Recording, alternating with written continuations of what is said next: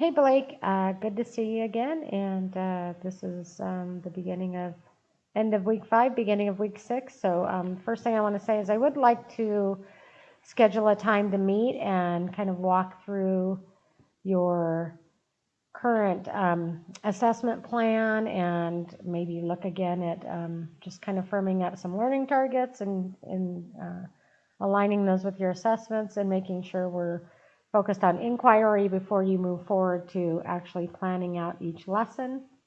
So if you could check out our Canvas site, and at the top here under the welcoming module, there is office hour sign up. So sign up for some office hours. If those don't work for you that time, then email me and we'll set up a time to just, it probably take 10-15 minutes to just kind of, there's a few disconnects that I want to make sure that either it's not described well in what you've submitted, or it's just not quite getting to the point where the students are doing inquiry. And so I want to make sure that your assessments reflect that as well. So having said that, as you move forward then with the other assignments this week, I'm going to go ahead and close down some of these so we can see. So this week you're going to continue on. So you did your video misconceptions review, and you filled out the notes. And so this week you're going to actually start this little mini study. So this week you're going to decide on who's going to participate in your study. So you need 3 to 5 participants. This can be done all on Zoom. So maybe you have some classmates you can wrangle into taking about 20 minutes of their time, or some family members. It can be adults. Ideally, if you could get students from your classroom to participate, that would be the best case scenario, and you could kind of try to align this with the unit you're planning. But if that doesn't work out, then you can definitely do this on a completely different topic than your unit, your 3-lesson unit, or you can do it with participants that are older. So you're going to identify a topic and the misconceptions that are associated with that, and then you're going to create a probe, or select a probe that's already been created and administer, well, not yet. You're just going to identify what probe or pre-assessment you're using, and you're going to identify the participants that you're going to be using for your study. So going forward, what you will do is you'll give them this pre-assessment. Ideally, they will have some misconceptions, which if you choose the right topic, one that has common misconceptions, you will likely have some of those come out on the pre-assessment. Similar to what you watch, like what causes the seasons, or what contributes to the phases of the moon. Many people still are confused about those concepts. So you'll pick a topic like that, and I'll show you some resources that you're going to use to do that. And then you'll either create a pre-assessment that asks some questions, or you'll pick one that's already created and give it to them. So that's the assignment this week, again, is just to identify your participants and pick the probe. And so if we look at the resources for this week, you'll see that under week 6 there are a lot of common misconceptions and probes that were developed already by Paige Keeley.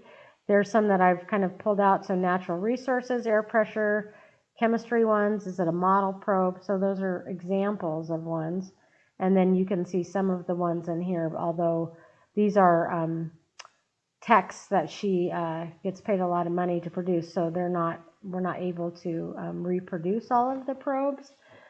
But it can kind of give you an idea of what they're about, and then if you find one, we have all of these texts and more. So if you find a probe that sounds like it might fit and there's not a copy of it, then just let me know and I can make sure I produce that for you.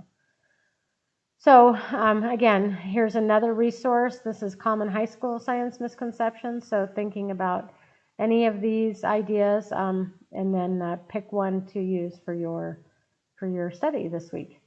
So that's that assignment. The other one is going to be kind of the next step in designing and planning for your inquiry unit.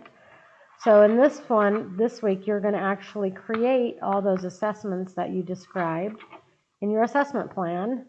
And so if it's a written assessment, you're going to actually create it and submit a copy of it. If it's an informal assessment where you're having like a class discussion and you're asking them questions, then you're just going to describe it and include the questions. So I want to see something for every assessment that you're doing. So that should be about 6 assessments, 2 for each lesson.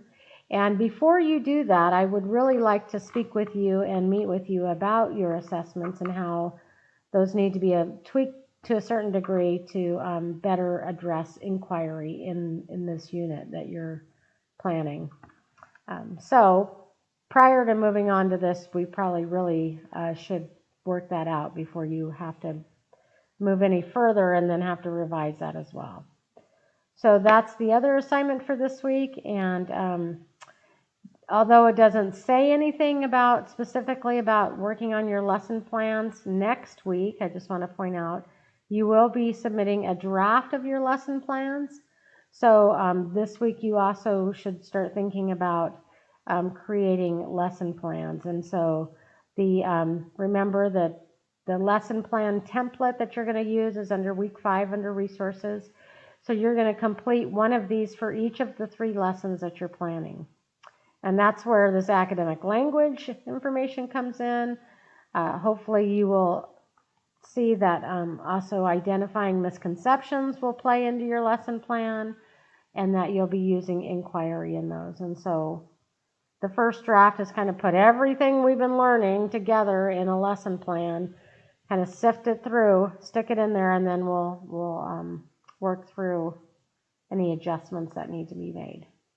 So that is week 6, kind of in a nutshell, and I think everything else is going along smoothly. We still haven't kind of formulated a plan for when we will actually have class again. So when you do email me about getting together over office hours or at a separate time, then maybe when we meet for that, we can talk about and nail down that time for our next class. So hope you have a good weekend. Happy Halloween. And I look forward to hearing from you about scheduling that meeting.